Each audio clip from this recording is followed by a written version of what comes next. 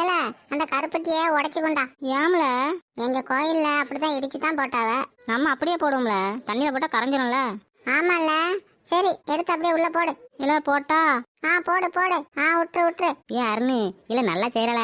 எனக்கு எல்லாம் தெரியும்ல, நான் எங்க வீட்டுல செய்யும்போது எல்லாம் பார்த்து வச்சுக்குவேன். இதுக்கப்புறம் என்னல பண்ணணும்? இதுக்கப்புறம் நல்லா கிண்டணும். தள்ளி நின்னுக்காங்க, மேல போடும். ஏன் அருணு, நல்லா கருப்பட்டி வாசனையா இருக்குல்ல. நான் தான் சொன்னேன்ல எனக்கு சக்கரை பொங்கல் நல்லா செய்ய வரணும்னு. சுரேஷ், காட்டுல போரச மரம் இருந்துச்சுன்னா அதுல இருந்து இலைய பறிச்சுட்டு வா. எதுக்குல? அப்புறம் எப்படில சக்கரை பொங்கலை சாப்பிட?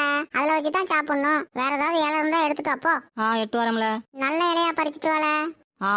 இல்ல அருணு, இல்ல ரெடி ஆயிட்டா? அவ்வளவுதான்ல, தண்ணி வத்தின உடனே நம்ம இறக்கிறோம். இன்னும் தண்ணி வத்தணுமா?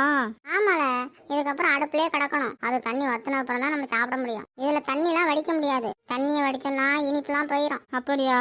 சரி சரி. ஏ முத்து, சுரேஷ் போன ஆளே காணோம். வருவாம்ல, நீ